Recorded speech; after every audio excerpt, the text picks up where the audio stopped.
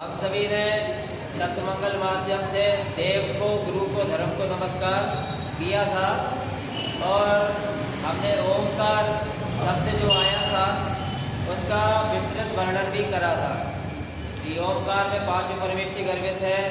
वो सभी प्रकार की बातें अपन ने वहाँ पर देखी थी। इसके पश्चात आज सुबह की जो हमारी कक्षा चली है उसमें हमने धर्मोपदेश इसको समझा था कि कैसा वह धर्मोपदेश होता है, कैसा वह अतुल है, अनिर्वचनीय है, महादेव कहे केवली पुरुष कहने सामर्थ, ऐसे करके हमने जो केवली भगवान होते हैं, तीर्थंकर परमात्मा होते हैं, उनकी बात को जाना था कि कैसे उन्होंने इस धर्मोपदेश को कहा है। और सबसे खास बात क्या थी धर्मोपदेश में? धर्मोपदेश में सबसे खास बात थी कि उसमें कभी विरोधाभास नहीं होता। अनादिकाल से जिस तीर्थंकर भगवंतों ने जो तंत्र का उपदेश दिया है, धर्म का उपदेश दिया है, वह धर्म का उपदेश शाश्वत है। उसमें किसी प्रकार का कोई विरोधाभास किसी प्रकार से भी नहीं है ना। तो इस प्रकार की अपन ने सुबह इस धर्मोपदेश के विषय में जाना था। फिर गुरु महाराज हमको प्रेरणा दे रहे हैं कि यह अनादिकाल से जीव मिथ्या मान्यता को पाले हुए, इसलिए यह उल्टा है, इसकी उल्टी मान्यता चल रही है, इसलिए यह अनादिकाल से संसार में गोते खा रहा है। लेकिन अब इसको सुलटने का अवसर आया है। अब इसको वेद विज्ञान रूपी दाव को लगाना चाहिए जिससे कि वह इस संसार से पार पा सके।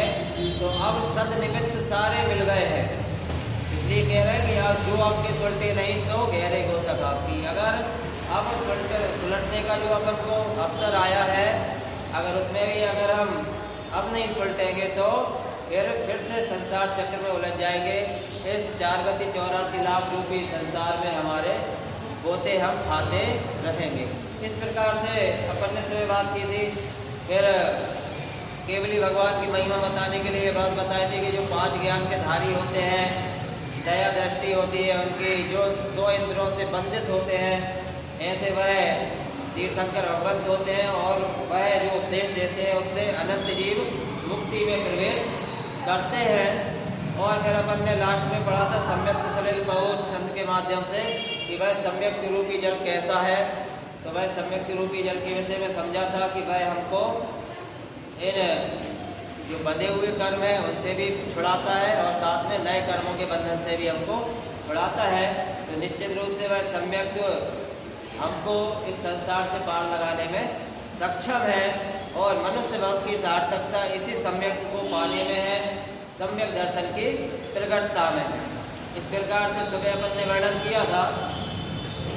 वहाँ पर जब अपन अंतिम में आए थे तो अपन ने क्या कहा था? मुनीश्वरों के वचन जय जय बोलिए, जय नमो। ये चीज जब हमने पढ़ी थी तो मुनीश्वर शब्द का अर्थ बताया था। किसी को याद है मुनीश्वर माने क्या होता है? हाँ, याद है? बताओ राम, क्या होता है? बताओ। मुनियों के ईश्वर, बोलो बोले।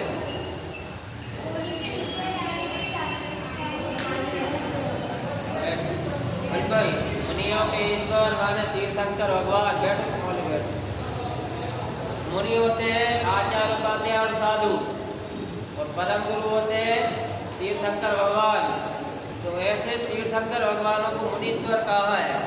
तो उन मुनीश्वर जो समोसरण में जिनकी दिव्य ध्वनि खुलती है, यहाँ जाओ आगे, ब्रह्मचरण में जिनकी दिव्य ध्वनि करती है और जिनके दिव्य ध्वनि के माध्यम से अनंत जीव मुक्ति में प्रवेश करते हैं, उनके वचन कैसे हैं? कैसे सत्य हैं। सत्य माने झूठे नहीं है ना, सही है। तो उनके वचनों को कैसा कहा है? सत्य। ध्रुव माने वह अडिग है, वह शाश्वत है, और प्रमाण है माने प्रमाणिक है। तो इसलिए कहते जय जय बोलिए, जय नमो की। ऐसे तीर्थंकर भगवंतों की जय जयकार करो, जय जयकार करो, नमस्कार करो। इसलिए हम सभी को उसकी जय जयकार करना चाहिए। ये चौकी ले लो। चलिए, हाँ, प्रमाण।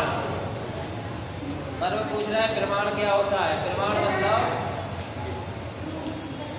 देखो, एक चीज होती है जो प्रमाणिक होती है, एक होती है अप्रमाणिक, है ना।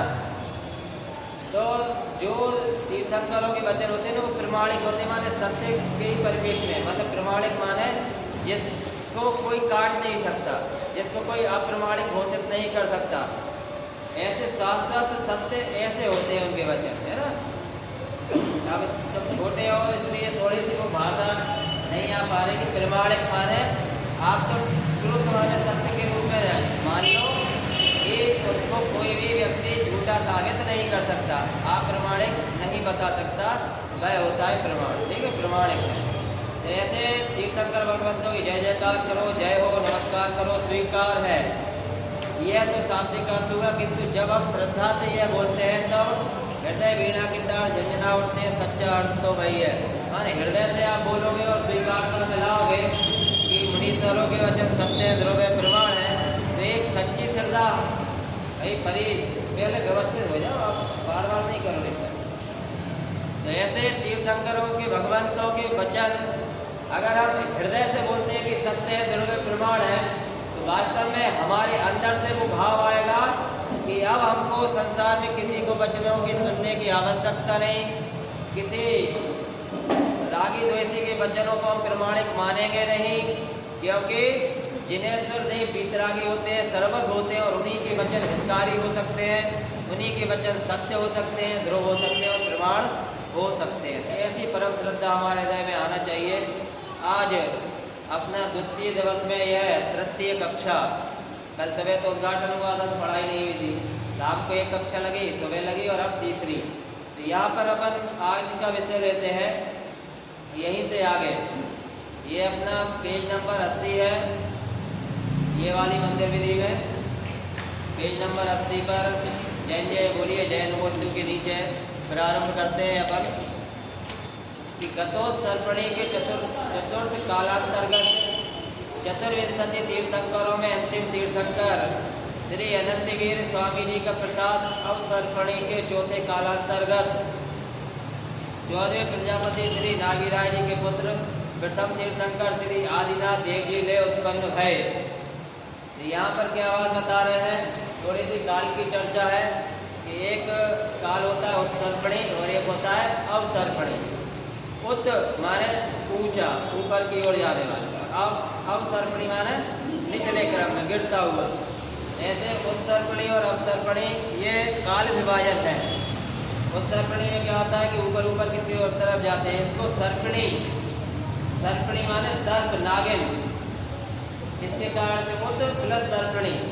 जैसे नागिन होती है तो आप देखेंगे उसका फन ऊपर की ओर ऐसा होता है, अच्छा मोटा मोटा होता जाता है, पूंछ की तरफ वो पतली पतली होते जाती है ना। तो अपन को क्या पूंछ से जब फन तक के जाने का अपन बात करेंगे तो वो हो जाएगा उत्सर्पणी, और जब फन से पूंछ तक आने की बात करेंगे तो वो हो जाएगा अवसर्पणी, है ना। ऐसा ये है, उत्सर्पणी में धर्म की वृद्धि होती जाती है और अवसर्पणी में धर्म का ह्रास होते जाता है। उत्सर्पणी में सुख बढ़ते जाएगा और अवसर्पणी में दुख बढ़ते जाएगा। तो यह गतोत्सर्पणी, गतः प्लस उत्सर्पणी, कि जब उत्सर्पणी की ये जो उत्सर्पणी का मतलब गतोत्सर्पणी के चतुर्थ कालांतर्गत चतुर्विंशति तीर्थंकरों में अंतिम तीर्थंकर, ये कौन सी भूतकाल की 24वीं की बात कर रहा है। कौन सी 24वीं की बात है यहाँ पर? भूतकाल की। तो यहाँ भूतकाल की इसमें बात कर रहा है कि अंतिम तीर्थंकर कौन थे, कि श्री अनंतवीर स्वामी, इनका नाम याद रखना है अपन को, ठीक है। कौन थे वो अंतिम तीर्थंकर? जैसे वर्तमान 24वीं में अंतिम तीर्थंकर कौन है? महावीर भगवान। तो अपनी मंदिर विधि में 3 24वीं की चर्चा चलेगी। कौन कौन सी? एक भूत की, एक वर्तमान की और एक भविष्य की। तो अभी भूत की बात कर रहे हैं। भूतकाल की जो 24वीं हुई थी उसमें अंतिम तीर्थंकर कौन थे, कि अनंतवीर स्वामी थे। तो ये अनंत वीर स्वामी जी का प्रसाद अवसर्पणी के चौथे कालांतर। देखो पहले उत्सर्पणी में भी 24 तीर्थंकर होते हैं और अवसर्पणी में भी होते हैं, ठीक है। इसको काल विभाजन की अपन चर्चा इसलिए ज़्यादा नहीं कर रहे हैं यहाँ पर कि काल विभाजन की चर्चा करेंगे तो फिर अपनी अर्थ छूट जाएगा बहुत सारा। इतना ही समझ लो कि ये जो उत्सर्पणी, जब उत्सर्पणी काल व्यतीत हो गया, उसके अंतिम तीर्थंकर कौन, ये अनंत वीर स्वामी हुए थे। उनका प्रसाद अवसर्पणी के चौथे कालांतर्गत 14वें प्रजापति श्री नाभिराय जी के पुत्र प्रथम तीर्थंकर श्री आदिनाथ जी देव जी ले उत्पन्न भये। यहाँ पर पहले तीर्थंकर का नाम आ गया। वर्तमान के कौन है पहले तीर्थंकर? आदिनाथ, ठीक है। तो यहाँ पर अगर अपन देखो इन काल विभाजन को, तो यह सुख और दुख की अपेक्षा से विभाजित किया है। नहीं तो 1 से लेकर के 6 तक गिनती गिन लो, फिर 6 से लेकर के 1 तक गिनती गिन लो, ऐसा कर सकते हैं। लेकिन इसमें अगर अपन उसको विभाजित करें, उत्सर्पणी में क्या होता है और अवसर्पणी में क्या होता है, तो उसको विभाजित कर सकते हैं सुख और दुख के आधार पर। जैसे सुखमा सुखमा, फिर सुखमा, फिर सुखमा दुखमा, फिर दुखमा सुखमा, फिर दुखमा, फिर दुखमा दुखमा।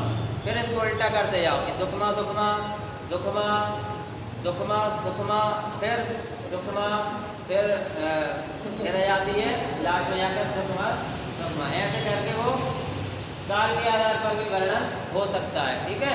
तो यहाँ पर क्या बताया कि अनंत वीर स्वामी कौन से हुए थे कि भूतकाल की 24वीं में अंतिम तीर्थंकर हुए थे। अब यहाँ पर बता रहे हैं जो वर्तमान 24वीं जी के वह कौन है? आदिनाथ देव जी। तो कह रहे हैं प्रसाद में उत्पन्न भये। प्रसाद क्या है?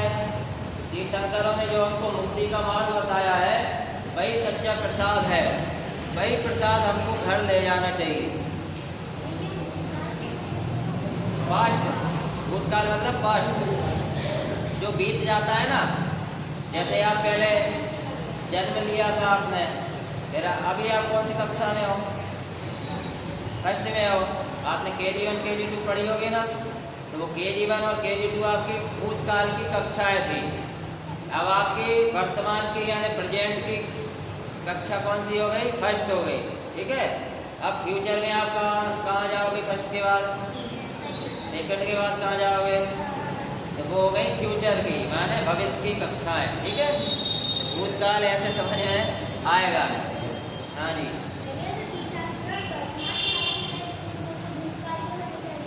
यहाँ होना चाहिए।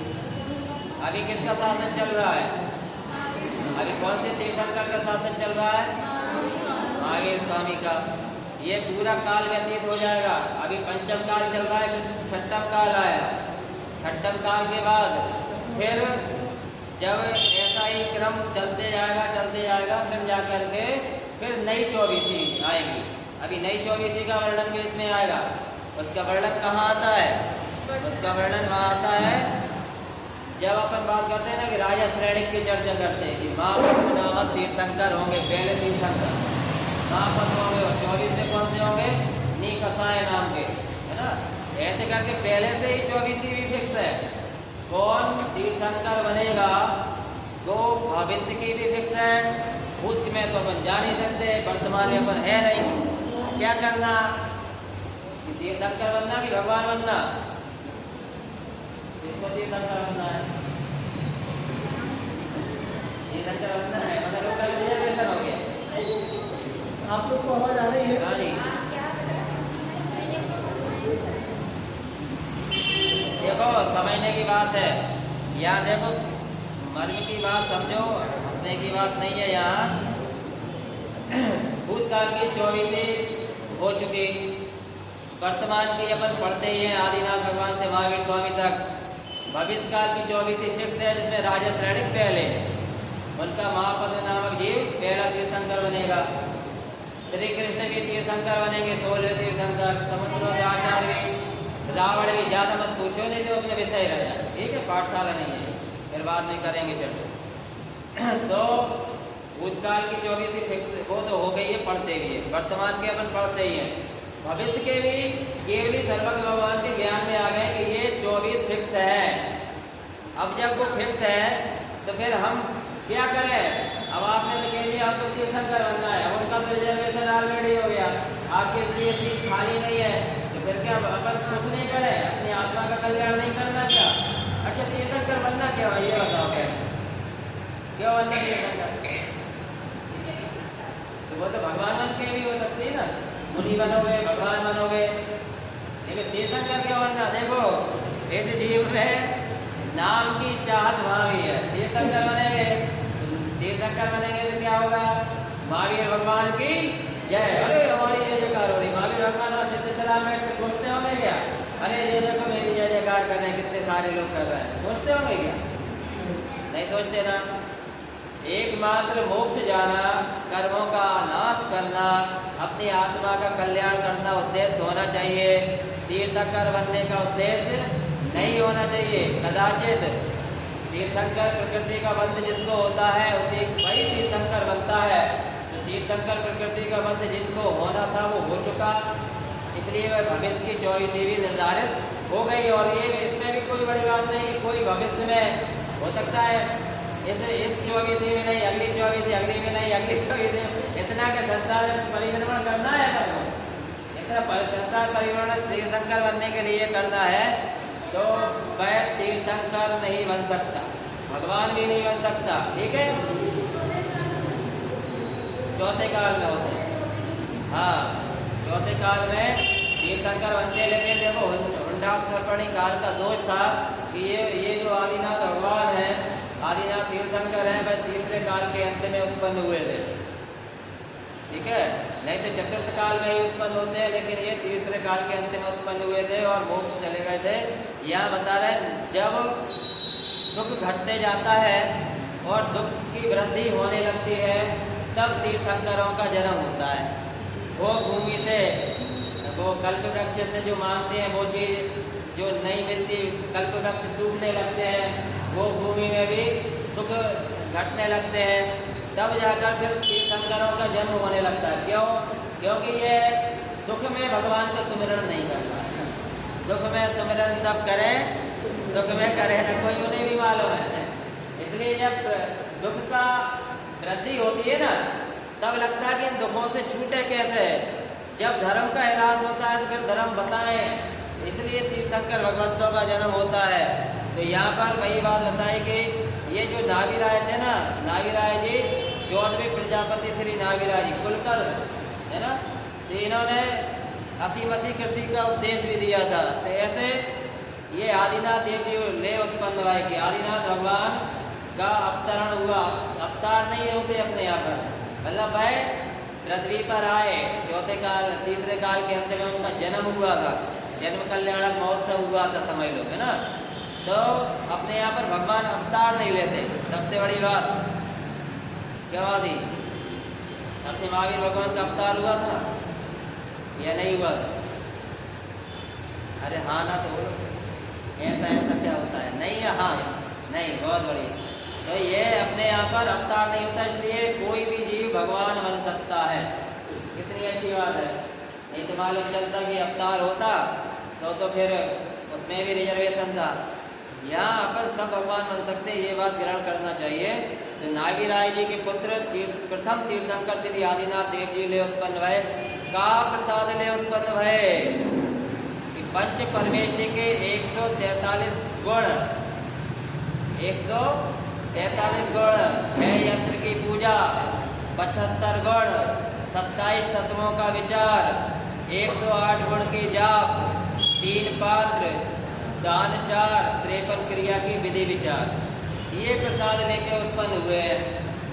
तो ये सब अनादिकाल से तीर्थंकर भगवंतों की जो परंपरा चली आ रही है, वह परंपरा से जो प्रसाद माने उपदेश पाया, जो परंपरा है, उसी परंपरा का निर्वहन वर्तमान 24 के प्रथम तीर्थंकर आदिनाथ देव जी ने भी करा। वह प्रसाद माने मोक्ष मार्ग का जो प्रसाद था, वह लेकर के वह भी उत्पन्न हुए।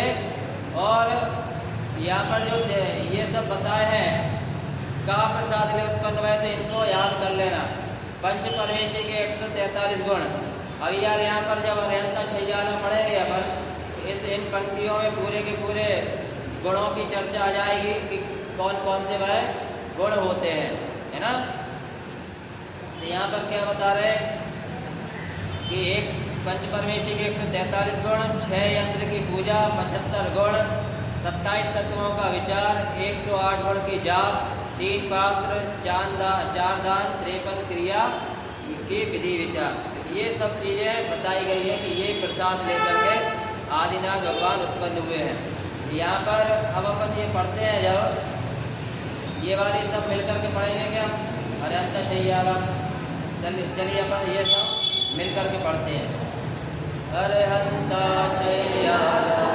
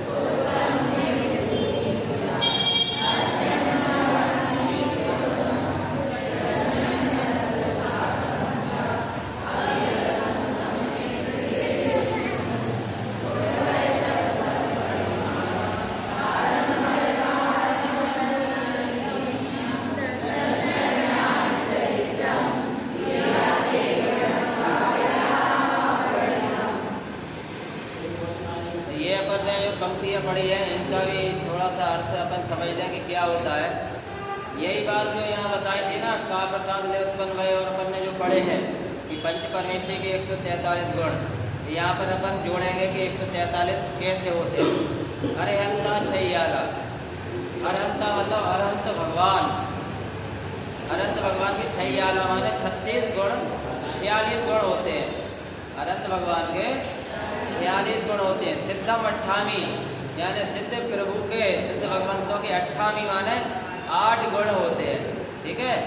अरहंतों के 46 माने 46, सिद्धों के 8 माने 8। हाँ भाई, काव्यास पूछते तो बहुत है, सुना भी करे, सुनते जाओ, गुण याद हो जाएंगे। 143 कैसे होते हैं, पांचों परमेष्ठियों के गुणों को जोड़ेंगे ना तो कितने हो जाएंगे, 143। कितने होंगे, अभी सुनना कैसे होते हैं, ठीक है। नीचे नहीं, अपना कुछ काम करना। तो अरहंत भगवान के कितने हो गए, 46।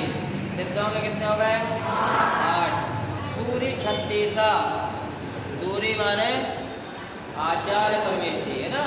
सूरी 36 माने 36 गुण, 36 गुण कितने हो गए, आचार्य हो गए।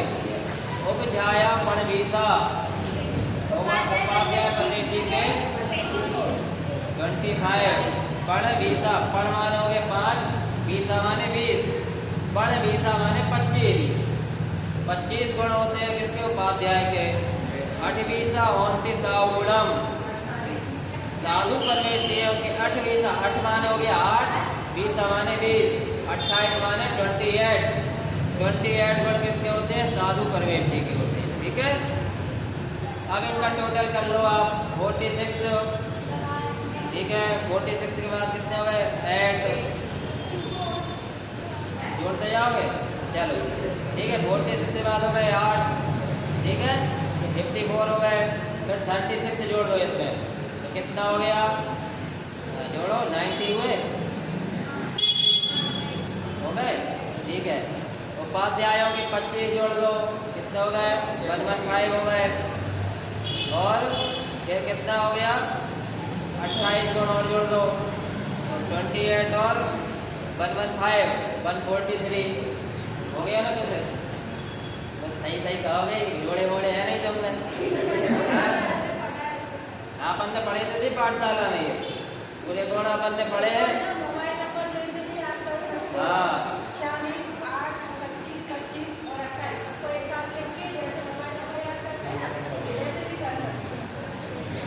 आप लोगों को मम्मी पापा के मोबाइल नंबर याद है ना, ऐसे ही अपने 5 परमेष्ठियों के मोबाइल नंबर है, इसको याद कर लो, ऐसे लिख लेना, 46, 8, 36, 25, 28 ऐसा करके इक्वल टू 143 हो गया। ठीक है,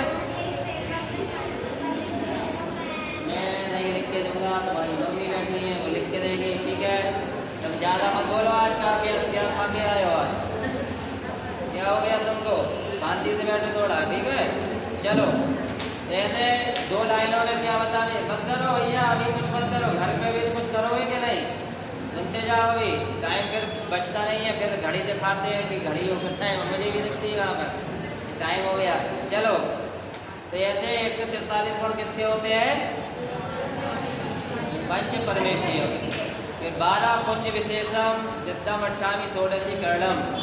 यह क्या बता रहे हैं कि 12 पुंज से विशेषित होते हैं। वो कौन है? 12 पुंज में क्या आते हैं? 5 परमेष्ठी, 3 रत्नत्रय, 4 अनियोग। 5, 3, 8 और 4 12 हो गए 12 पुंज। 12 पुंज में क्या क्या आ गए? 5 परमेष्ठी, 3 रत्नत्रय और 4 अनियोग।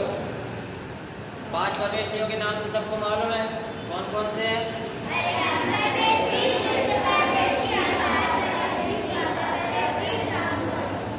और रत्नत्रय कौन कौन से हैं? 4 अनियोग कौन कौन से हैं? Very good. देखो, ये सब चीजें याद होने से क्या होता है, आपको आनंद आएगा पढ़ने में, है ना। पाठशाला में जो आपने सीखा है ना, और आपको अर्थ नहीं पता हो तो मजा ही नहीं आएगा। हाँ वाले भाई बहुत खुश हो गए, आनंद परमानंद आ गया, है ना। चलो, तो यहाँ पर क्या है? सिद्धम अट्ठामी, यानी ये सिद्धों के 8 गुण। षोडशी करणम, करणम यानी 16 कारण भावनाएं होती है ना। तो ये षोडशी करण माने 16 कारण भावना। फिर क्या कह रहे हैं? देह दम्भम दंसण अट्ठा। धर्म की बात आ गई यहाँ। धर्म कितने होते हैं? माने धर्म के लक्षण कितने होते हैं? 10 होते हैं। 10 लक्षण धर्म 10। फिर दंसण अट्ठा, दंसण अट्ठा माने जो दर्शन होता है, सम्यक दर्शन, वह उसके कितने अंग होते हैं? कि 8 अंग होते हैं। ठीक है, यहाँ तक सब है क्लियर? ये ऑल क्लियर हो रहा है? क्लियर माने समझ में आना, और ऑल क्लियर माने सब साफ हो जाना, कुछ समझ में नहीं आना। 2 प्रकार के जीव होते हैं, या तो वो नहीं पूछते जिनको सब समझ में जाए, और या तो जिनको कुछ समझ में नहीं आए वो भी नहीं पूछते। तो अपन कौन से स्तर के वो नाप लेना। तो यहाँ पे शांति रखो बेटा, तुम आज ज़्यादा अब बिल्कुल मत फिर इससे पूछना, पाठशाला क्लास के बाद पूछना। ठीक है, या फिर घर में मम्मी से पूछना, कुछ मत पूछो तुम अभी, क्योंकि तुम्हारे प्रश्न में मालूम है क्या आना है। ठीक है, अभी क्लास रजिस्टर होगी। तो यहाँ पर दे धम्मम दंसण अट्ठा, लाड़म अट्ठामी, लाड़म अट्ठामी माने सम्यक ज्ञान के 8। त्रयोदशी चरणम, त्रयोदश 10 प्लस 3 माने 13, चरणम माने सम्यक चारित्र।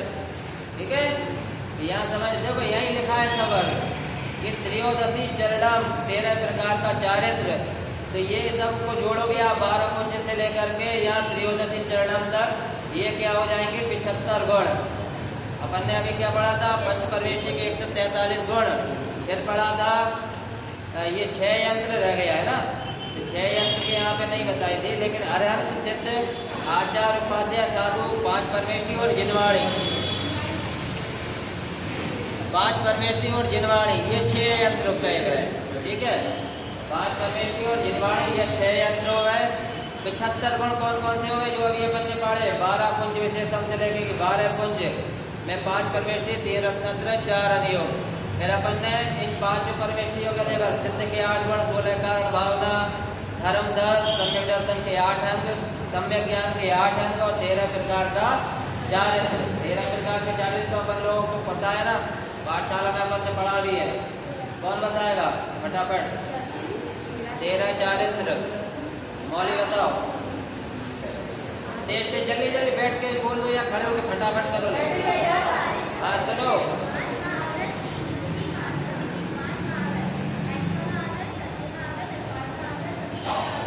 देखो 5 महाव्रत, 3 गुप्ती, 5 परमेष्ठी। अब इनको भेद भी मालूम है, मुझे पता है कि इनको याद है, तो बस ये समझ लो कि ये होते हैं 13 प्रकार का चारित्र। ठीक है, ये 75 गुण होते हैं। अब क्या बोल रहे हैं? ये 75 गुण शुद्धम की जो अभी आप बताए गए वो 75 गुण ये कहते होते हैं कि जो जीव इन 75 गुणों से 75 शुद्ध गुणों के द्वारा वेदे वेदंती नाड़ श्री शुद्धम के ज्ञान लक्ष्मी से शुद्ध जानने वाले ज्ञायक स्वभाव का वेदन करते हैं। वेदी वेदंती नाड़ श्री शुद्धम के ज्ञान लक्ष्मी से शुद्ध जानने वाले ज्ञायक स्वभाव का वेदन करते हैं। मुक्ति स्वभावम दृढ़यम कि मुक्ति स्वभाव में दृढ़ होते हैं। ये गुण आ रहा है सिद्धि संपत्तम कि वे जीव इन गुणों की आराधना कर सिद्धि की संपत्ति प्राप्त करते हैं। तो ऐसे इन 75 गुणों की पूजन होती है। ये हमको अपनी सिद्धि को प्राप्त कराने समर्थ है और अपनी सिद्धि एकमात्र कौन सी है? विद्यालय तक पहुंचना। ठीक है, तो ये अपन को सब याद होना चाहिए। इन्हें जो लाइन्स लिखी है इनका अर्थ भी आपको ख्याल में होगा तो पढ़ने में और आनंद आएगा। अब क्या कह रहे हैं यहाँ पर? उत्तमम जिन रूबीचा, उत्तमम जिन रूबीचा मध्यमम च मति श्रुतम कि यहाँ पर पात्र बताए गए हैं कि जिनेन्द्र भगवान के रूप के समान वीतरागी भावलिंगी साधु उत्तम पात्र है। ठीक है, उत्तमम जिन रूबीचा की जिनेन्द्र भगवान के समान जो होते हैं वीतरागी भावलिंगी साधु। यहाँ पर हमको वेद की पूजा करना नहीं बताइए, भावलिंगी शब्द जोड़ दिया। वह भावलिंगी साधु अगर है, निर्ग्रंथ दिगंबर वीतरागी मुनिराज है, जो बाहर से तो नग्न है ही लेकिन अंतरंग से जो नग्न है, जिनके भावों में भी वह मुनिपना है, ऐसे भावलिंगी साधु उत्तम पात्र है। अब क्या कह रहे हैं? मध्यमम च मति श्रुतम कि मति श्रुत ज्ञान जिनका शुद्ध हो गया है वे देश व्रती श्रावक मध्यम पात्र है। कि वह देश व्रती श्रावक कौन हो गए? देश व्रती देखो जो भावलिंगी साधु होंगे वह होंगे महाव्रती, वह होंगे 6वें 7वें गुणस्थान में झूलने वाले। 6ठे गुणस्थान में जब रहते हैं तो बाहर में आते हैं और जब 7म गुणस्थान में होते हैं तो आते हैं आनंद रस का पान करते हैं। ठीक है, तो ऐसा वह महाव्रतों का पालन करने वाले होते हैं। और देश व्रती श्रावक वह कौन से होंगे? कि 5म गुणस्थान वर्ती होंगे। 5वां गुणस्थान कौन सा है? क्या है नाम उसका? 5वां गुणस्थान है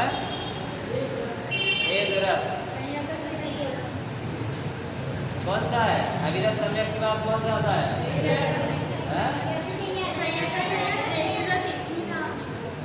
एक ही नाम है ना, संयत संयत देश व्रत है ना, प्रवृत्त संयत अप्रवृत्त संयत। ठीक है, तो जो महाव्रती होंगे वो प्रवृत्त संयत और अप्रवृत्त संयत 6ठे 7वें गुणस्थान वर्ती होंगे। संयत संयत मतलब देश व्रत जो कि अणुव्रतों का पालन करते हैं, ऐसे वह देश व्रती श्रावक होते हैं। वह देश व्रती श्रावक कौन कौन होंगे?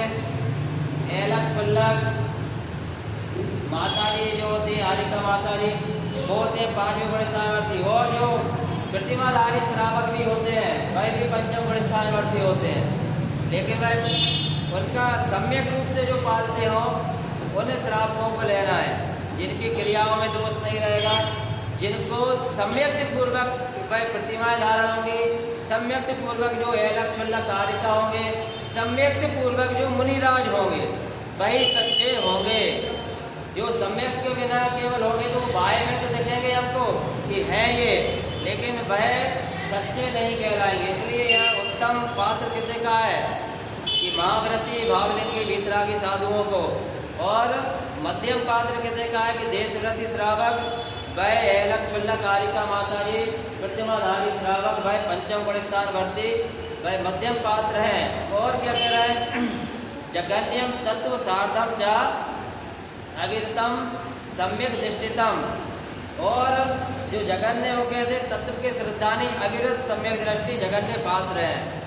ये बोले ना अविरत सम्यक, ये 4था गुणस्थान वर्ती है ना। ये कहते हैं कि जो तत्व के श्रद्धानी है, जिनको जिनेन्द्र भगवान के वचनों पर अगाध श्रद्धा है, जो भेद विज्ञान करके जिन्होंने सम्यक को धारण कर लिया, सम्यक दृष्टि तो हो गए लेकिन बाय में कमजोरी होने से अभी वह अविरत है, मतलब व्रतों को जिन्होंने धारण नहीं किया है, ऐसे अविरत सम्यक दृष्टि वह कौन से होते हैं? चौथे गुणितानवर्ती वह जगन्य पात्र कहे जाते हैं। ठीक है, इतना लाइनों का ये अर्थ हो गया। अब बात क्या आ रही है यहाँ पर कि गुण वह तब सम पड़िमा दाड़म जल गारणम अड़तमियम दंसरणाण चरितम क्रिया देवण सावया घड़िया। यहाँ पर अब क्या बात बता रहे हैं? देखो, ये 53 प्रकार की क्रियाओं जो अपन पढ़ते हैं ना, उसका वर्णन यहाँ पर किया जा रहा है। क्या बोल रहे हैं? गुण वह तपसम पड़िमा कि मूल गुण जिसमें कि 8 व्रत 12 तप, फिर आती है समता भाव 1, दर्शन आदि प्रतिमा 11, दान 4, जल गारणम माने पानी छान कर पीना, फिर अड़त्तमियम कि रात्रि भोजन त्याग। ठीक है, फिर दंसर नाड़ चरितम माने सम्यक दर्शन ज्ञान चारित्र की साधना, फिर क्रिया तेवण सावया बढ़िया। इस प्रकार श्रावकों की 53 क्रियाएं कही गई हैं। ये छंद अपन पढ़ते हैं कि नहीं? छोटी मंदिर विधि में भी वहाँ पर पढ़ते हैं ना अपन, कावणम कारम वाले में, तो ये अंतिम गाथा के रूप में पढ़ी जाती है, गुणवय तब सम पड़िवदाड़म। तो यहाँ पर 53 क्रियाओं को बताया है। 53 वाला 53, ये भी समस्या है, एक समस्या इंग्लिश में बोलने की। 53 होली हुई है, 53 है ना, 53 क्रिया। ये किसकी क्रियाएं होती हैं? 53 श्रावकों की। श्रावक कौन है? हम स्वयं है ना श्रावक, हम श्रावक, आप श्राविका, बस स्त्रीलिंग पुल्लिंग हो गया। आगे अपन सब श्रावक कहे जाते हैं। इनकी क्रिया है, तो इसको देखो भैया विचार करना। मूल गुण 8, व्रत 12, तप 12, समता भाव 1 है ना, समता भाव को भी रखा है, समता आंटी को नहीं रखा, ठीक है, समता भाव 1। फिर जो 11 प्रतिमा है, कौन कौन सी 11 प्रतिमा है? याद है ना सबको? हाँ, बोलो सब लोग इकट्ठे बोलो।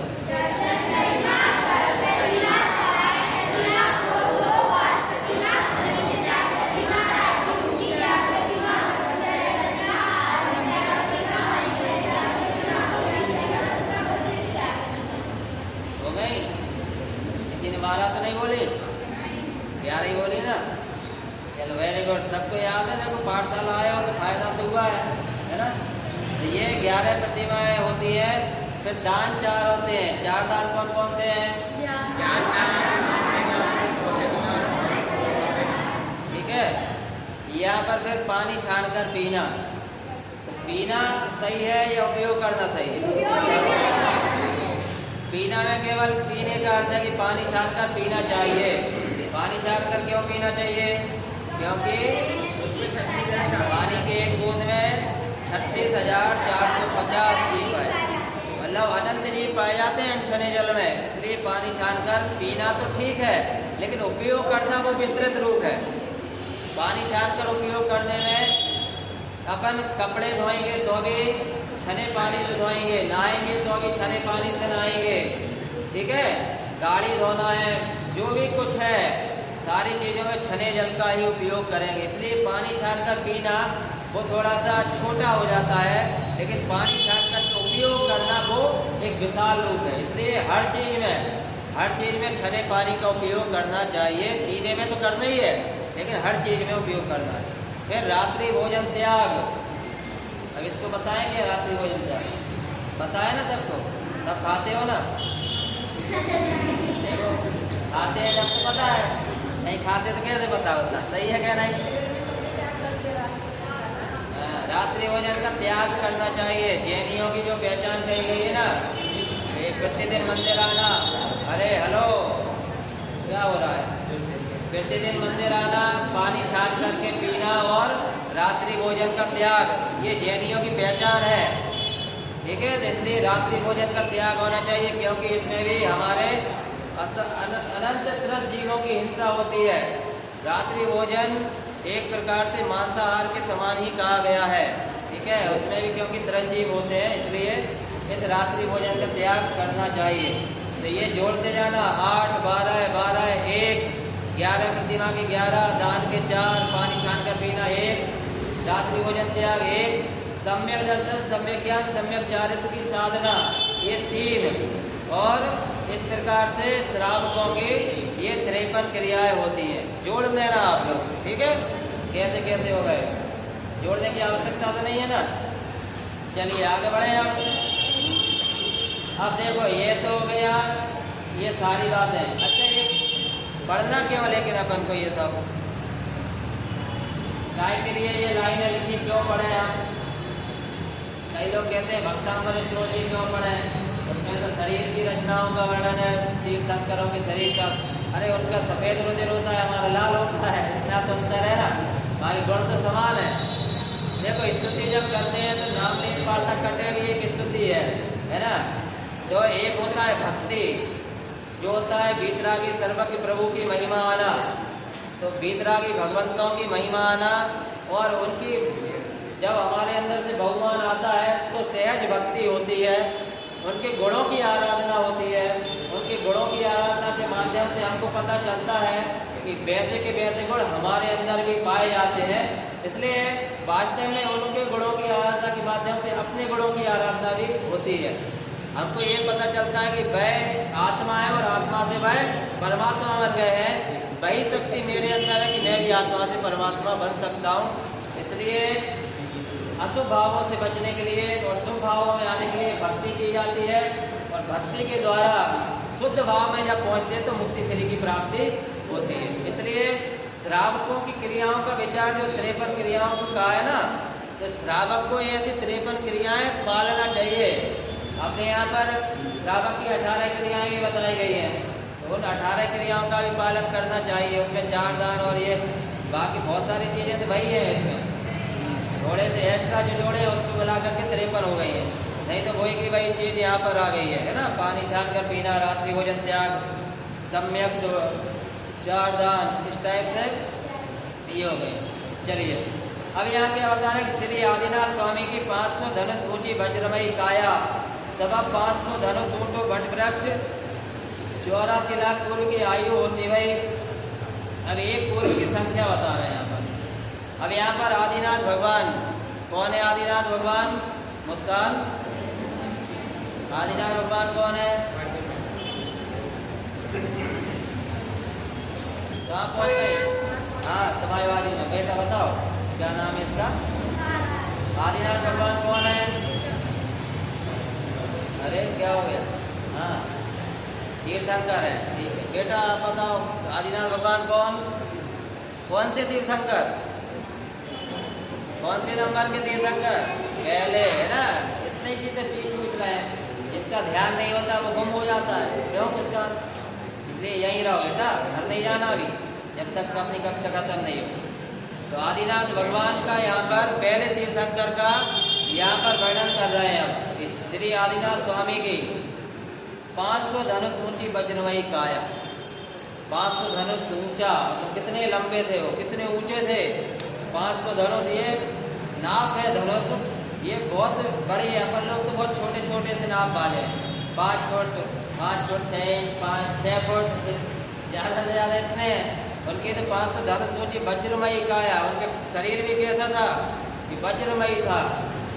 अपना शरीर तो ऐसा जरा सी चोट लग गया तो अपन कराने लगेंगे। वज्रमयी काया है, उनकी हड्डियां भी मजबूत होंगी, शरीर भी मजबूत होगा ऐसा। 550 धनुष ऊंचो वट वृक्ष, 84 लाख पूर्व की आयु होती रही। तो उनकी आयु कितनी थी? 84 लाख पूर्व की आयु। ठीक है।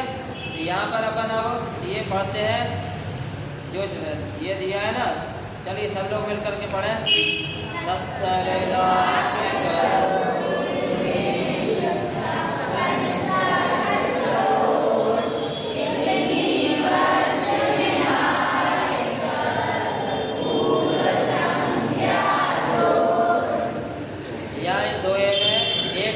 संख्या बताई गई है कि एक पूर्व कितना होता है। कहते हैं 70 लाख करोड़ में 56 सहस्र करोड़ की, जो 70 लाख करोड़ और 56 सहस्र माने हजार है ना, 56,000 करोड़। अब इनको क्या करना है, इतने वर्ष मिलाकर के इतने वर्षों को अगर मिला देते हैं तो फिर क्या होती है, वह एक पूर्व बन जाता है। एक पूर्व की उसकी संख्या को हमें जानना चाहिए। तो यहाँ पर इन दोनों पंक्तियों में बता दिया कि 56 लाख करोड़ को और 56,000 करोड़ को जब मिलाएंगे तो कितना हो जाएगा भाई, एक पूर्व कहलाता है। और उनकी तो कितने पूर्व की आयु थी, 84 लाख पूर्व, माने 84 लाख पूर्व की आयु थी। समझ में आई बात? अब उनकी 84 लाख पूर्व की आयु थी। आप ऐसे मान लो कि वो 84 ईयर के थे, ठीक है। 84 ईयर में से 83 ईयर 83 साल तो उन्होंने राजकाज भोगों को भोगने में, राजपाट करने में, इसमें बिता दिए थे। बाल क्रीड़ा में अभी आएंगे सब वर्ण, ठीक है। यहाँ पर पढ़ते हैं आगे कि स्वामी आदिनाथ देव जी ने प्रथम 20 लाख पूर्व बाल क्रीड़ा करी।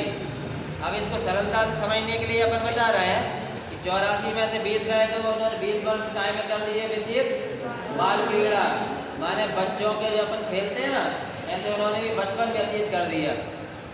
और 63 लाख पूर्व क्या करा उन्होंने, राज्य शासन में व्यतीत कर दिया। 63 मतलब 63 लाख पूर्व क्या में कर दिया कि राज्य शासन में व्यतीत कर दिया। तो 63 और 20 कितने हो गए, 83 हो गए ना। तो अभी हम कह रहे थे 84 में से 83 इतना तो उन्होंने काय में व्यतीत कर दिया, बाल क्रीड़ा और राज्य शासन में व्यतीत कर दिया, ठीक है। अब आती है हमारे शेष 1 लाख पूर्व प्रमाण आयु रही, ठीक है। अब 1 ही लाख पूर्व की आयु बची, कितनी लंबी होती है वो 1 लाख पूर्व की आयु, ये दुआ में यहाँ पर बता दिया था।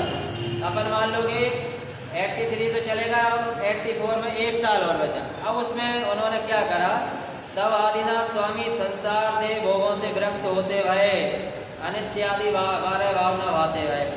अब आदिनाथ भगवान को वैराग्य जब आया तब तक उनके 83 लाख पूर्व तो बीत गए थे।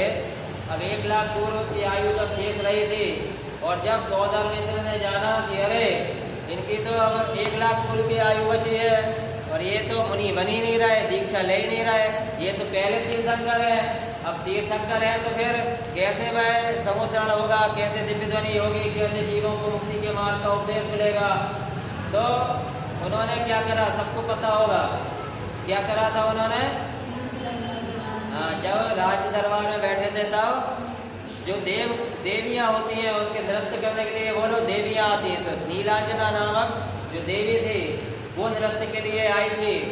और उसकी नीलांजना की मृत्यु हुई तो इंद्र ने सेम टू सेम बिल्कुल वैसी की वैसी दूसरी नीलांजना उपस्थित कर दी और वह नाचने लगी। लेकिन आदिनाथ जो राजा ऋषभदेव थे, अभी अपन किसकी बात कर रहे हैं, राजा ऋषभदेव है ना। आदिनाथ भगवान बाद में बनेंगे आदिनाथ भगवान, है ना। अभी राजा ऋषभदेव ने इस चीज़ को जान लिया, अरे जो वो नीलांजना थी उसकी तो वो नीलांजना की मृत्यु हुई, वह दूसरी थी, ये जो नृत्य कर रही है वह दूसरी नीलांजना है। उन्होंने जान लिया और जानते से ही उनको क्या हुआ कि संसार की क्षणभंगुरता का उनको ज्ञान हुआ। क्षणभंगुरता का ज्ञान होने से उनको वैराग आ गया, लोकांतिक देव आकर के उत्सव करने लगे। ऐसा है ना। तो यहाँ पर क्या बोला कि आदिनाथ भगवान क्या हुआ, संसार देह माने शरीर और भोगों से विरक्त होते रहे, कि संसार शरीर और भोगों से उनको वैराग आ गया। और उन्होंने क्या किया, फिर अनित्यादि 12 भावना भाते हुए कि वो 12 भावनाओं का चिंतन करने लगे।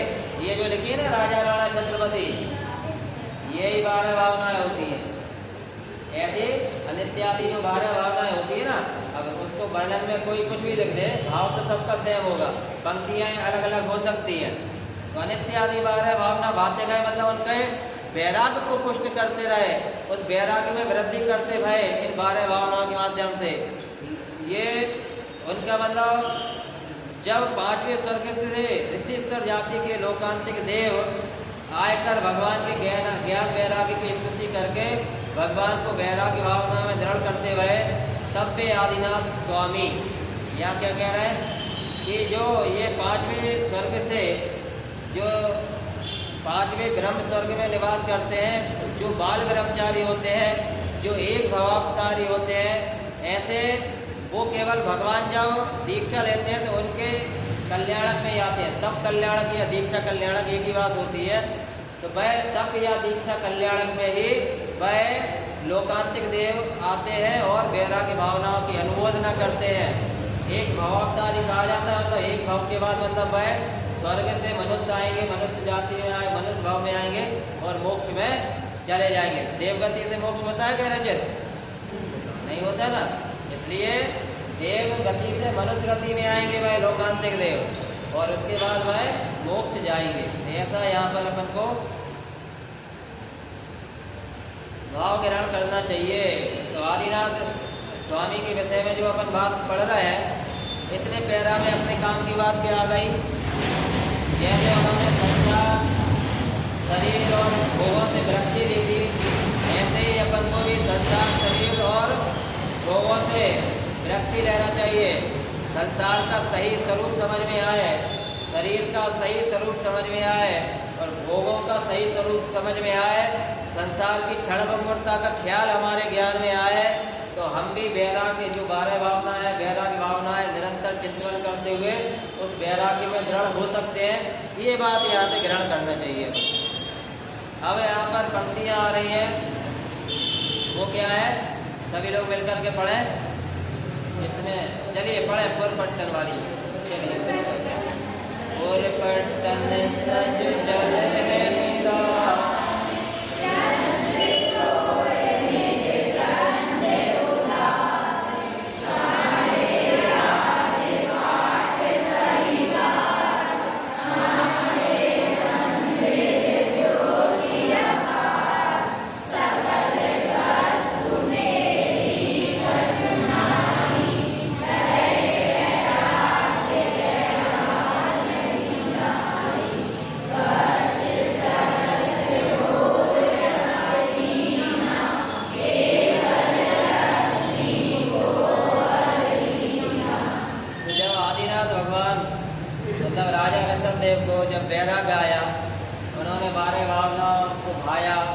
लोकांतिक देवताओं ने आकर के उस वैराग्य भाव की अनुमोदना की और उनको उन वैराग्य भावना में दृढ़ कराता हूँ। क्या हुआ, इन पंक्तियों के माध्यम से बता रहे हैं कि पुरपट्टन तक चले हैं निराश। क्या निराश का मतलब निराशा से नहीं है, नहीं तो कहें उदासीन भाव से छोड़ करके चल दिए, है ना। अंदर से वैराग्य जब आता है तो उत्साह पूर्वक वैराग्य जब आता है तो सब कुछ सहज ही छूट जाता है, छोड़ना नहीं पड़ता। ये जो कपड़े भी है ना, तो कपड़े भी सहज छूटते हैं, छोड़ना नहीं पड़ता। ऐसा ही उनके जब भाव में वैराग्य भावना आई, वैराग्य दृढ़ हुआ, तो उन्होंने क्या करा कि श्री आदिनाथ स्वामी पुरपट्ट नगर ग्राम आदि त्याग कर, अब ये पुरपट्टन तक चले निराश की जो उनका नगर था, उनका राज्य वैभव था, है ना, उन सभी को छोड़ करके वह चल दिए वैराग्य भाव से, विरक्त भाव से चल दिए। निराश मतलब विरक्त भाव से, वैराग्य भाव से उन्होंने ये छोड़ा।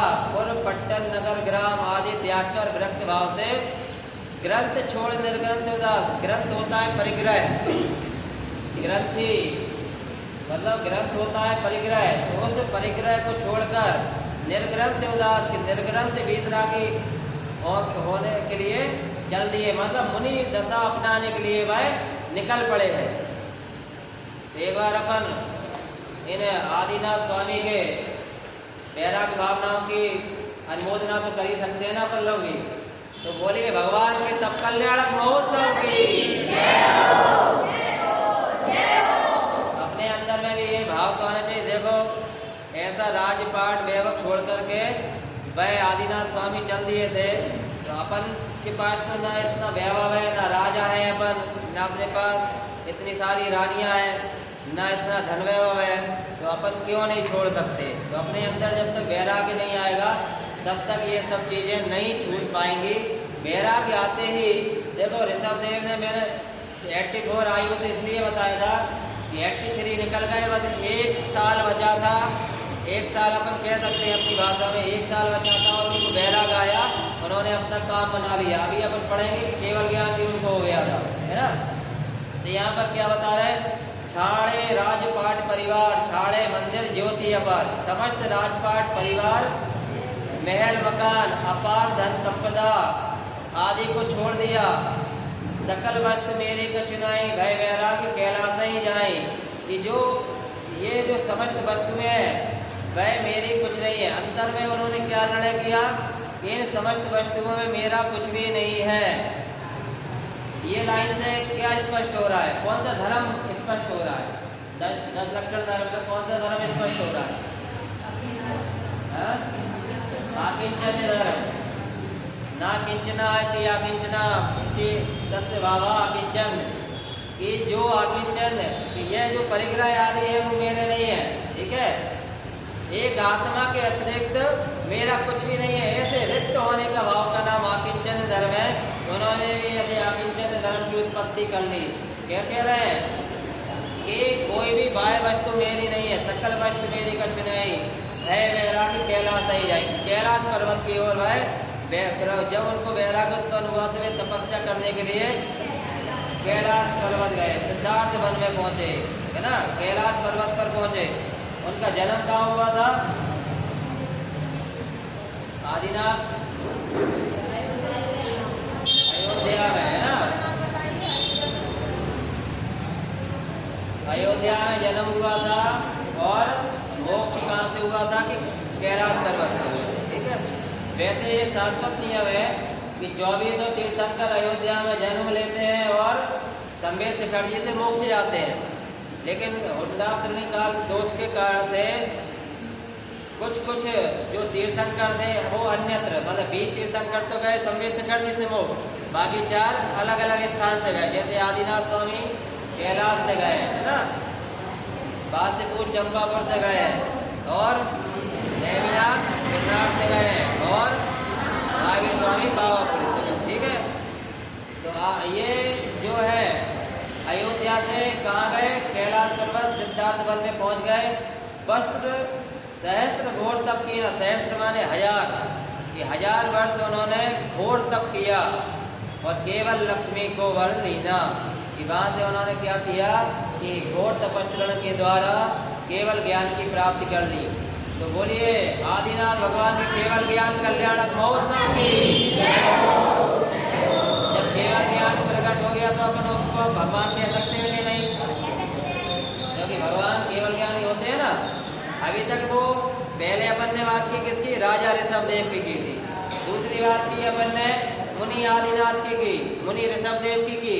अब अपन यहाँ बात कर रहे हैं कैसे केवल ज्ञानी, जिनको केवल ज्ञान प्राप्त हुआ, ऐसे भगवान, अपन भगवान बोल सकते हैं, जिनेन्द्र परमात्मा बोल सकते हैं, ऐसे आदिनाथ भगवान की बात यहाँ पर अब अपन कर रहे हैं ना। तो अब यहाँ बात क्या आती है?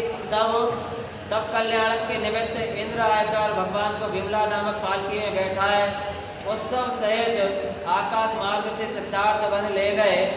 तहाँ चंद्रकांत मणि की शिला ऊपर इंद्राणी ने केसर को साथिया रखियो।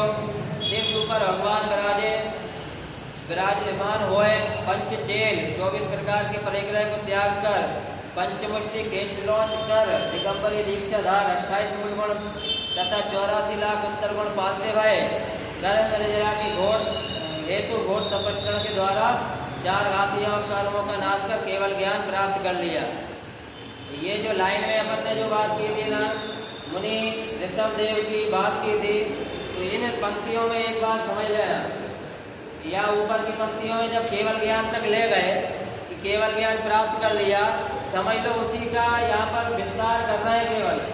क्योंकि केवल ज्ञान होने के बाद फिर से सब कल्याण की बात क्यों करते हैं, है ना। यहाँ पंक्तियों में जो आई उसमें सब कल्याण की बात आई थी, वैराग्य आ गया, उन्होंने छोड़ दिया। तो यहाँ पर वैराग्य भावना पुष्ट करते हुए वो वाली बातें आ गई थी। फिर केवल ज्ञान लक्ष्मी को और बिना कि केवल ज्ञान की प्राप्ति हो गई थी, वो बात लिख दी। लेकिन इतना मन में ध्यान रखना कि पहले मुनि बना जाता है, मुनि बन करके तपस्या किया जाता है, तब जा करके केवल ज्ञान की प्राप्ति होती है। ठीक है, तो ये बात ख्याल में आना चाहिए। तब कल्याण के निमित्त ये सब एक प्रकार से विवरण है। जब केवल ज्ञान प्राप्त हो जाता है, पहले तो यहाँ पर जो बताया है कि ये जो पंचचेल यानी चेल मान होता है वस्त्र, यहाँ पर लिखे भी हैं कि अंडज यानी रेशम से बने हुए वस्त्र, बुंडज माने कपास से बने हुए वस्त्र, पंकज यानी वृक्ष की छाल से बने हुए वस्त्र, चर्मज माने मृग आदि पशुओं के चर्म से बने हुए वस्त्र, और पांचवा है रोमज माने ऊन से बने हुए वस्त्र। ऐसे इस प्रकार के समस्त वस्त्रों का वह त्याग कर देते हैं। इसके अलावा 24 प्रकार के परिग्रहों का भी त्याग करते हैं, जिसमें 10 तो है बहिरंग परिग्रह और 14 है अंतरंग परिग्रह। इनका भी परिग्रह का त्याग कर देते हैं। परिग्रह के नाम सबको पता है या नहीं पता? नहीं पता? देखो 10 प्रकार के बहिरंग परिग्रह होते हैं, जिसमें क्षेत्र वास्तु जिसे बोलते हैं खेत मकान। इसको दो करके याद करोगे जल्दी याद हो जाएगा, है ना। क्षेत्र वास्तु को ही खेत मकान बोलते हैं। तो खेत मकान, सोना चांदी, धन धान्य, दासी दास, वस्त्र और बर्तन, ठीक है। ये 10 हो गए बहिरंग। और 14 होते हैं अभ्यंतर माने अंतरंग परिग्रह, जिसमें पहले नंबर पे आता है मिथ्यात्व। मिथ्यात्व के बाद 4 कथाएं, क्रोधमान, माया लोभ। फिर 9 कथाएं आती है, हास्य रति अरति, लोक वय लोकता, इंद्रिय वेद गुरुवेद नपुंसक। ऐसे 24 प्रकार के परिग्रह के धारी कौन होते हैं? किसकी बात चल रही है? कौन होते हैं ऐसे 24 परिग्रह के धारी?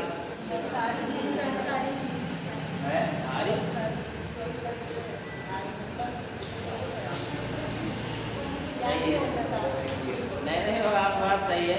अब लोगों का उपयोग कहाँ है वही तो चेक करना है। ये 24 परिग्रहों के धारी कौन होते हैं? हम लोग होते हैं। और त्यागी कौन होते हैं? तीर्थंकर होते हैं। अरे भैया 24 प्रकार के जो परिग्रहों का त्यागी कौन होते हैं?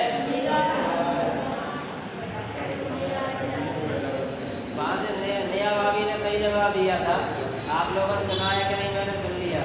कौन होते हैं? त्याग करें मुनिराज जी। परिग्रह 24 वेद त्याग करें मुनिराज जी की। मुनिराज 24 परिग्रहों के त्यागी होते हैं। यहाँ ये परिग्रहों के त्याग की बात किसकी आ रही है? तब कल्याण की बात किसकी आ रही है? मुनिराजों के संबंध में आ रही ना, कि वो ये सब परिग्रहों के त्याग होते हैं।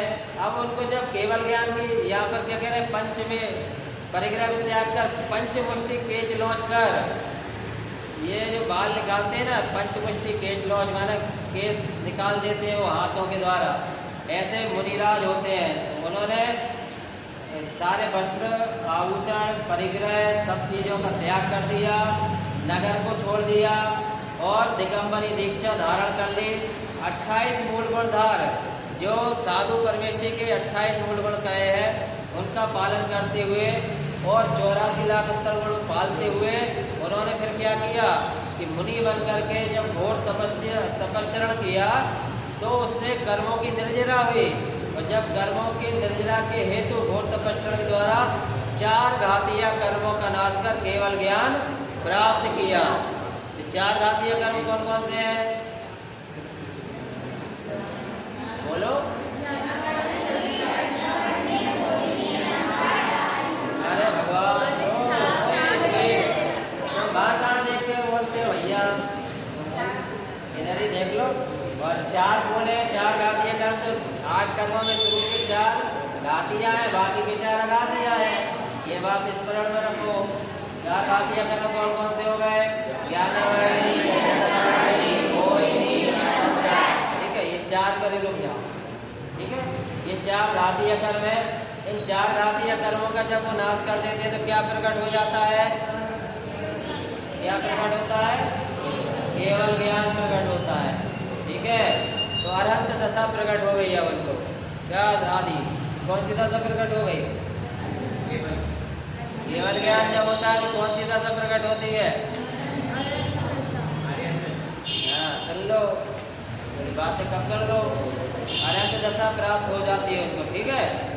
अब यहाँ पर क्या कहते हैं कि जैन जय बोलिए, बोलो आदिनाथ भगवान की, भगवान के सब कल्याणक महोत्सव की।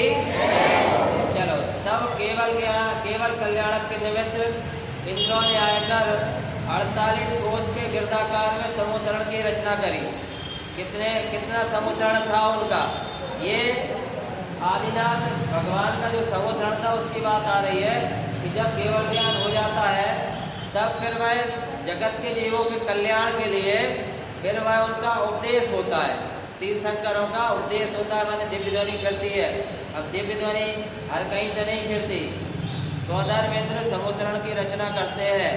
उस समूहशरण में वह भगवान आते हैं, तीर्थंकर भगवान विराजते हैं, लेकिन विराजते भी कहते हैं।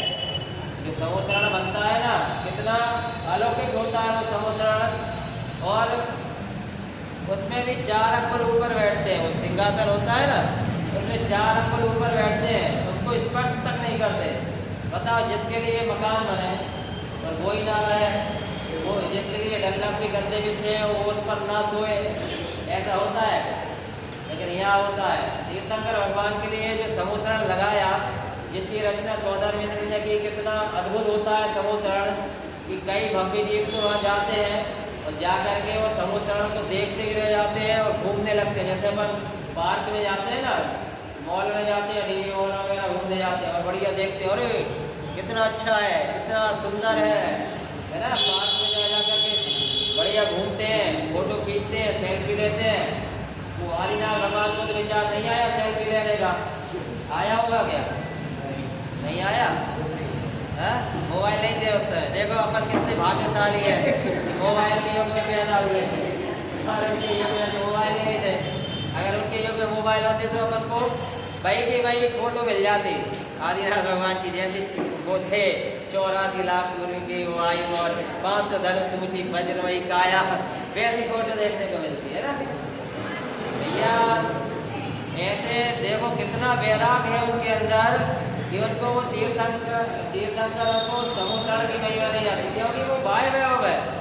वो तो उनका इतना पुण्य प्रताप है कि वो समूहशरण की रचना उनके निमित्त के द्वारा हुई है। उनको उससे कोई लेना देना थोड़ी है। अरे जिसको केवल ज्ञान प्रकट हो जाए, केवल लक्ष्मी मिल जाए, बताओ उसको ये भाई। और जिस लक्ष्मी की जो हमारे साथ सदाकाल के लिए रहने वाली नहीं है, उस जड़ लक्ष्मी की पूजा क्या करना। इसलिए वो केवल ज्ञान रूपी लक्ष्मी उनको प्रकट हुई है, इसके लिए समूहशरण बना। उसका आकार क्या है कि इंद्रों ने आकर 48 कोस के गिरदाकार में 48 गिरदाकार क्या होता है? आप लोगों ने प्रशिक्षण लिया तो बताओ पंडित जी, गिरदाकार क्या होता है? व्यास मतलब गोलाकार, गिरदाकार माने गोलाकार के लो। इसमें आपको कोस की भी व्याख्या कर देना चाहिए। एक कोस कितने का होता है?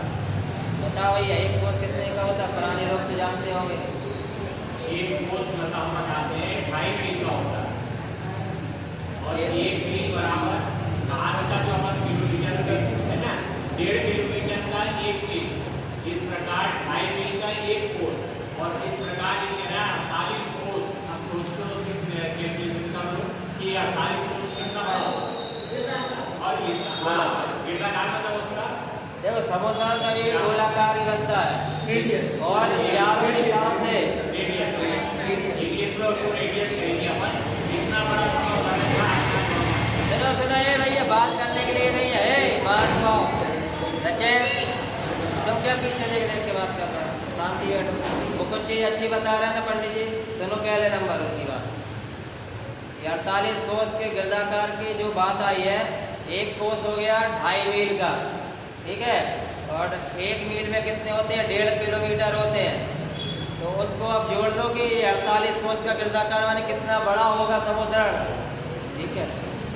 देखो बेटा ने बताया 120 किलोमीटर इन्होंने संख्या बताई है। अब कैलकुलेट तब कर लेना जिसको ज़्यादा जिज्ञासा हो। इन्होंने बताई है 120 किलोमीटर। ये मैथ में ज़्यादा अच्छी होगी, अपन तो कमजोर थे जब तो अपन शास्त्री बने और ये पढ़ रहे हैं। मैथ में कमजोर ही थे। चलो तो यहाँ केवल ज्ञान कल्याण के निमित्त 48 कोस के गिरदाकार में समूहशरण की। अरे भैया अब हो गई, गया कोस गया। अपन तो यहाँ जाओ, वापस समूहशरण में जाओ। भगवान का समूहशरण लगाया और अपन के समूहशरण में विराजमान हो जाओ। अब वहाँ पर समूहशरण की जो रचना हुई, देखो समूहशरण की महिमा क्या होती है कि यहाँ पर 12.5 करोड़ वाद्य बाजते हुए। प्रश्न आता है ना कि कितने प्रकार के वाद्य माने इंस्ट्रूमेंट जो बजते हैं ना बाजे, कितने बजे कि 12.5 करोड़ इसकी संख्या है। तो ऐसे महोत्सव पूर्ण समुद्रण में भगवान अपनी दिव्य ध्वनि द्वारा भव्य जीवों को धर्मोपदेश देते हुए भगवान के उपदेश से समुद्रण के मध्य 12 कोठों में बैठे हुए असंख्य देव, मनुष्य तथा पशुओं तक ने अपने कल्याण का मार्ग ग्रहण करा। यहाँ पर क्या बात बता रहे हैं? ऐसे समुद्रण में उन आदिनाथ स्वामी ने क्या करा कि वहाँ पर उनकी दिव्य ध्वनि खिली, और दिव्य ध्वनि खिली तो उससे क्या हुआ? धर्मोपदेश हमको मिला। जो उपदेश आदिनाथ भगवान ने दिया, भाई महावीर स्वामी ने दिया। जो भूतकाल की 24 ने उपदेश दिया, भाई आदिनाथ भगवान ने दिया। तो ये क्रम चलते रहता है, ठीक है। तो समुद्रण में उन्होंने उपदेश दिया। तो देखो समुद्रण में यहाँ पर एक बात हो रहा है, कितने कोठे होते हैं? 12 गोल उसको बनाते हैं और एक एक पार्टीशन करते जाओ, ठीक है। तो इन 12 जो कोठे होते हैं उसमें असंख्य देव, मनुष्य तथा पशुओं, पशु माने त्रियंच गति के लिए। अब कौन सी गति छूट गई? क्यों बनी? कौन सी गति छोड़ दी? नरक गति को छोड़ दिया है ना। मतलब नरक गति के जीव वहाँ समुद्रण में नहीं जाते, बाकी देव, मनुष्य तथा त्रियंच गति के जीव समुद्रण में जाते हैं और अपने कल्याण का मार्ग ग्रहण कर लेते हैं। क्यों? पूर्वी पशुओं को समझ में आ जाती है भाषा? कैसे आती है? हाँ, अपनी अपनी भाषा में सब जीव समझ लेते हैं। कोई अगर कन्नड़ का है तो कन्नड़ में समझ लेगा, कोई इंग्लिश वाला है तो इंग्लिश में समझ लेगा, हिंदी वाला हिंदी में, संस्कृत वाला है संस्कृत में। मतलब अर्धमागधी भाषा कही जाती है। जो भाषा होती है वो अर्धमागधी भाषा कही जाती है। निरक्षरी होती है, वह वचनों से नहीं निकलती बल्कि सर्वांग से फिरती है। वाणी जो फिरती है वो सर्वांग से फिरती है। ओमकारमयी वह ध्वनि होती है, ठीक है। इससे समस्त जीव अपनी अपनी भाषा में जो भी अगर शंका आती है उसका भी समाधान ले लेते हैं और सारी बातों का निराकरण वहाँ पर हो जाता है। तो तब हर्षित आनंदित होते हुए इंद्रों ने इंद्रधनुष पूजा और चतुर्वेद संघ ने देवांगली पूजा पढ़कर जय जयकार किया। तो यहाँ पर अपन अब इस देवांगली पूजा का वांचन और अर्थ कल समझेंगे।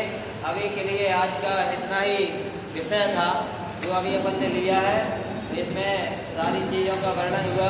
यहाँ पर आदिनाथ स्वामी के विषय में अपनी चर्चा चली है। 75 गुणों की चर्चा हुई, 53 क्रियाओं की चर्चा हुई है।